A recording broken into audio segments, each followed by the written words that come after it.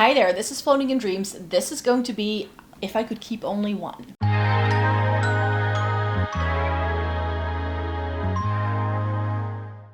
Welcome to everybody watching today. Thank you so very much for joining me. In today's video, I'm going to be doing a hypothetical. If I could keep only one palette, and I'm going to do this in a way I've never done it before, because very often I will do this per brand. And I thought, what if I did it by color story? I've been doing some rankings of some of my favorite color stories in my makeup collection in the past year. And I thought, you know what? It could be fun to do an if I could keep only one palette, but rather than talking about like the one palette I love by a brand where I have multiple of them, I can talk about color stories because I'm no longer very brand focused when it comes to buying palettes. Like a couple of years ago, I had this whole collection of like ABH and Too Faced and Urban Decay, Laurent. Like I always had multiple palettes by these brands, but over the years I've decluttered some. I've given things away to family and friends, and I'm no longer really focused on do I have everything by that brand. I'm more so focused on do I have that kind of color story in my makeup collection. So that's what I wanted to focus this one on. So I'm going to be ranking one palette per sort of color/color story in my makeup collection. And at the same time, I'm kind of throwing in like some of my favorite formulas as well, because I definitely wanted to try and make sure that that was part of it as well. So there's no doubles here. If I had already put a palette in by a certain brand, I decided to go with like the next best thing in that color story if I had already featured that brand in here. And I'm now thinking maybe there's one missing, but if I were to do a video about my favorite formulas, that would be like my focus in the forefront. But this is what like sprang into mind instantly when I was thinking of these color stories. So that's, if they're top of mind, then that's always a good sign, I feel. So let me just get to it. This is going to be very random because they're just lying in front of me, and I just need to go through these. So first things first, my favorite purple palette would be the Smoke Sessions 2 from Melt Cosmetics. Was this released last year? Year before that? I don't remember. But the minute I tried it, I knew like, right, I no longer need any other purple palette in my life. This is the one. It has one purple that looks a little bit more warm toned in the palette, but I feel it looks more neutral when I use it on my skin. So everything here is incredibly either neutral or cool toned leaning purple, which for me is always a struggle with all purple palettes, is that they tend to skew quite warm. So there's always pink, like purples in there that are more pink leaning or that have a lot of red in them, but I prefer purples if they have a lot of blue in them, because I just have a cool to neutral undertone. So that's why cool tones I just find work a little bit better on me. And then this one came around, it was like, okay, it's only 8 shades, it gives me every single purple I would want, and it does everything that I feel a purple palette should do for me personally. So that's why this one is one that I rate very highly, and it had to go into this video. If I could only keep one purple palette in my entire makeup collection, this would be the one. If I could only keep one pastel eyeshadow palette, it would be the Menagerie Pastel Pup. I don't have that many truly pastel color stories because I have this one.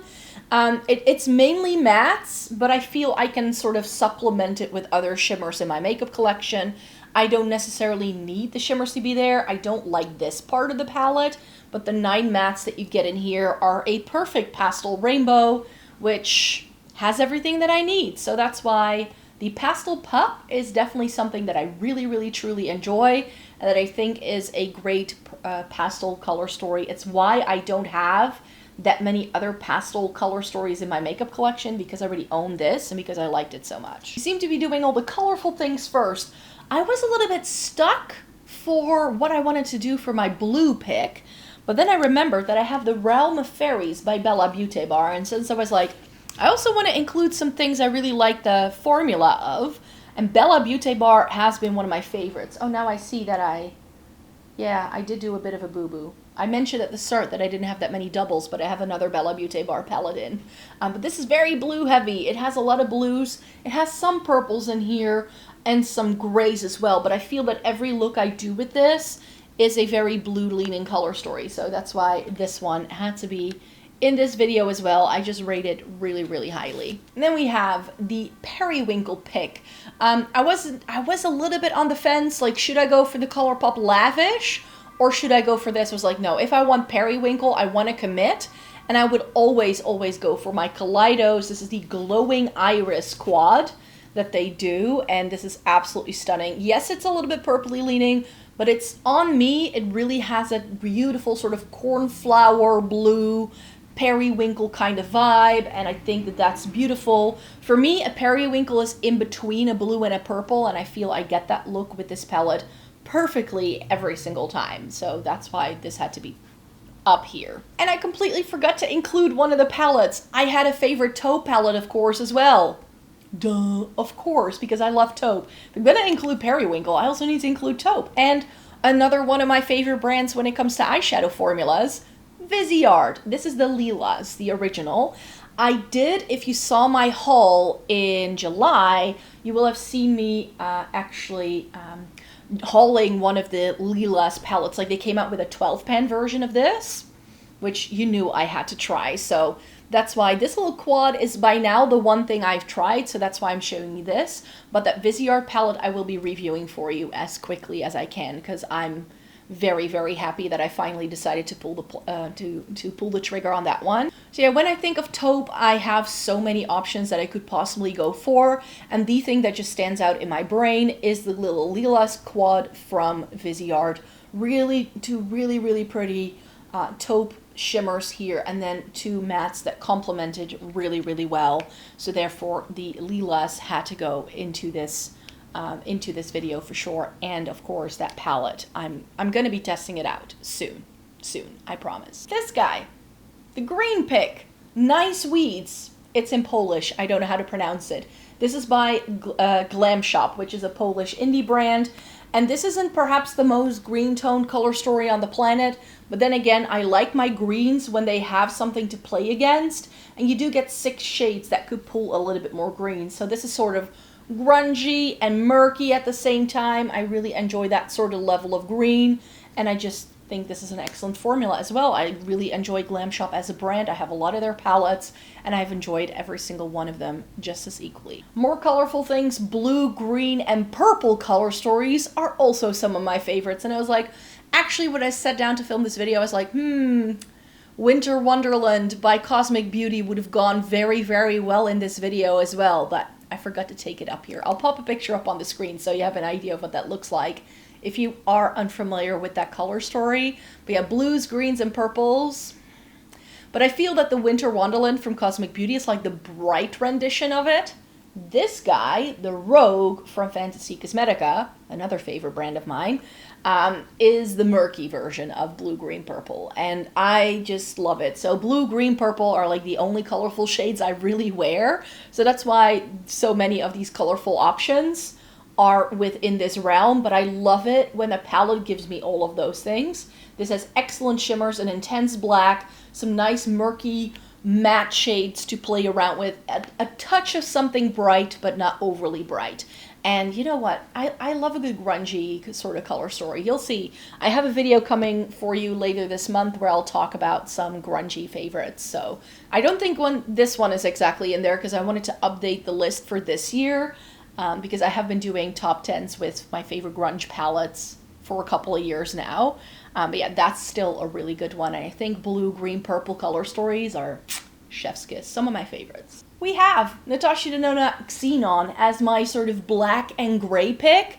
And I felt that this way I could have Natasha Denona in a video, because if there is a brand that I feel has excellent eyeshadow quality, like one of my favorite eyeshadow quality levels on the planet would be Natasha Denona, I'm not gonna lie.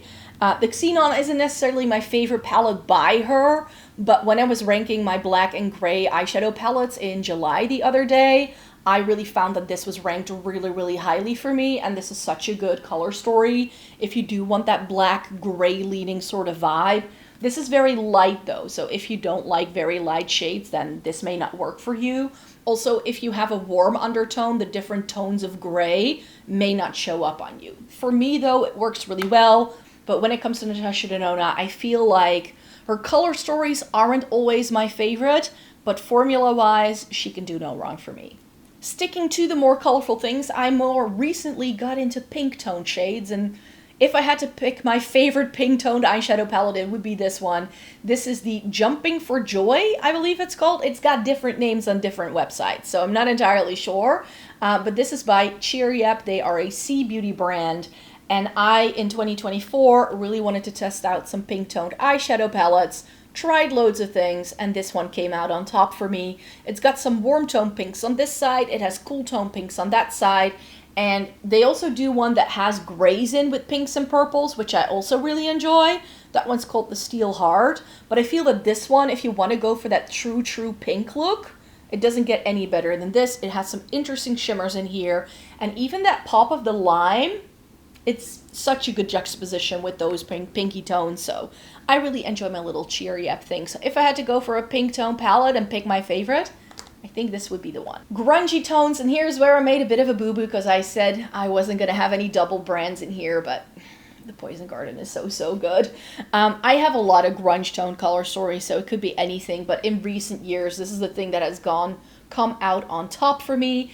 And if you have been with me for a while, you know that I wasn't a huge fan of Bella Beauté bar at first. I tried their original Smoky Glam palette, liked it okay, thought it was too big and bulky and expensive for my liking. But then I got the chance to buy this one, and they released this, and I was instantly like, yep, that is going to be right up my street. Everything in here is like a grayish leaning grunge shade, whereas I feel for a very long time, if brands did grunge-based shades, they had a lot of warmth to them.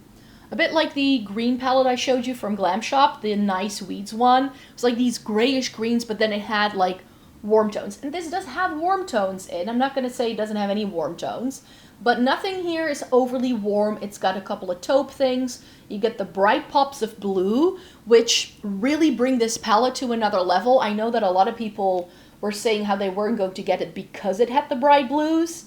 And I think the bright blues make the palette. It really does. It really takes it to another level for what a grunge palette can be. And therefore, I really rate this highly. And once I tried this, there was no stopping me. And Bella Beauté Bar is now one of my favorite brands, I think. And then for my favorite sort of colorful, bright color story, like I said, I really enjoy blue, greens, and purples. I had a huge amount of rainbow palettes back in the day, and I've really narrowed it down to like just having a couple. I have the pastel one from Menagerie. I have the September Rose Slush palette, which is long since discontinued. And also this is discontinued, but I feel like if I want to like tell you about one of my favorite bright, colorful palettes, the Surge from Blend Bunny. And I've been trying some more Blend Bunny. At first it was a brand I couldn't really get into, but it's been one of those brands where the more I try and the more they release, the more they get to color stories I enjoy, and the more I really appreciate them for that reason. But yeah, the Surge is their neon with murky shades. That's how I like to categorize this one. So it's bright and colorful, but at the same time, it's also very wearable. It has some pastels in. Then you get those mid-tones, you get those dark tones, you get the row of shimmers, and then you get the neons. And I don't have any other neons in my makeup collection. And if I think of a bright, colorful color story, this is the thing that pops into my head like that. So the Surge palette from Blend Bunny had to get a spot in this video for sure. And then I just have some like neutral leaning things left. So let's stick to rosy mauve tones. I did a ranking with those in June, and the Huda Beauty Rose Quartz comes out on top almost every single time. This came back in stock over the springtime. I haven't been able to find it on too many websites anymore. I think it's still available on the official Huda Beauty website if you were looking for it. But this is absolutely gorgeous. You get some cool tones in here. You get some pinks in here. It's got like mauvey things. And then it just has so many yummy goodness. The way this comes together when I put it on, it's just beautiful. And again, these large palettes from Huda Beauty. The Pretty Grunge what was the one that she did last year? Wasn't the Pretty Grunge. She did another one. that I didn't get because it had those weird shades in. But that was supposed to be the last one she did. I'm not sure if that's going to be true, but yeah, these large palettes from Huda Beauty I think are excellent.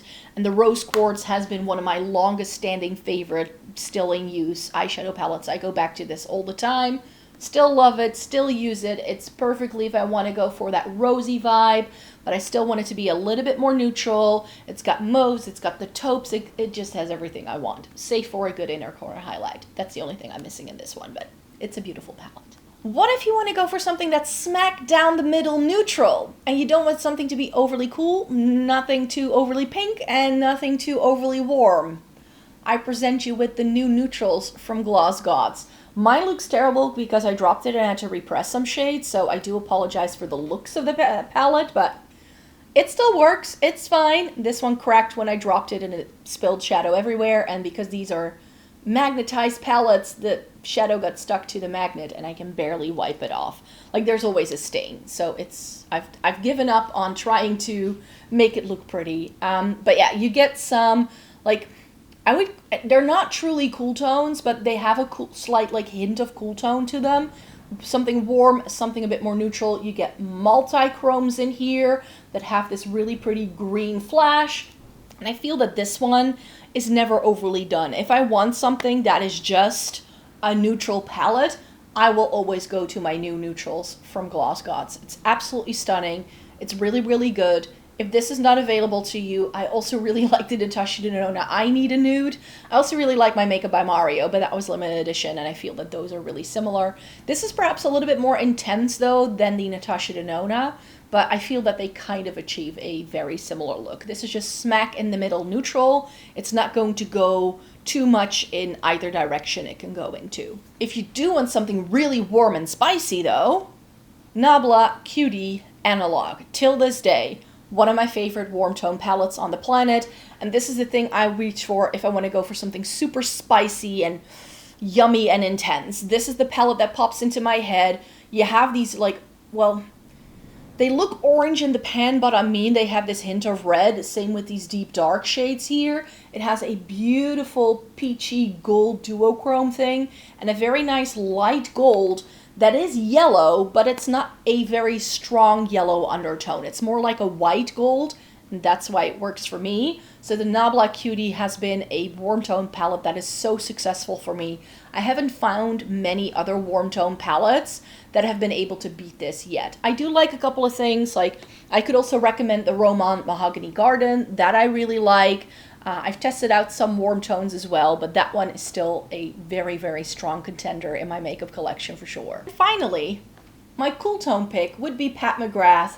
This is the Mothership 1 Subliminal, and if you've been with me, you know how much I like this. There are tons of people who have fallen in love with this palette over the years. There are great many creators over on TikTok, for instance, who have entire playlists with looks that they have created with this. I feel that this is like, it was a slow burner, because when these launched, because this is one of the first motherships that Pat McGrath launched, together with the Subversive, and what was the third one?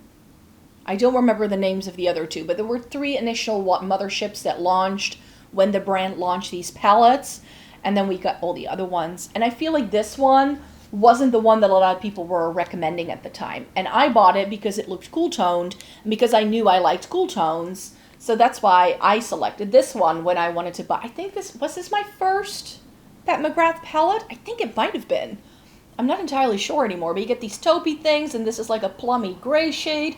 This is perhaps a little bit more warm toned. You get a black and a sort of like champagne-y cream shade. I kind of ignore these two. These 8 shades are the palette for me. The blue, the gold, these 2 sparkly things are absolutely gorgeous. If you want to see people do a lot of looks with this, of course, I have my reviews up for all of these palettes as well.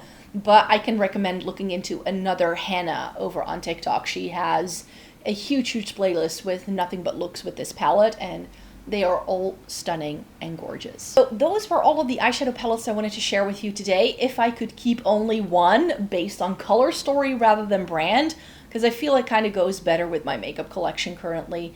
We are going to be sticking to eyeshadow palette month for the time being, because we are doing August palette month over here. So I hope you're having fun watching all of these videos. I certainly am having fun making them, and then I would hope to see you again very, very soon in a new video.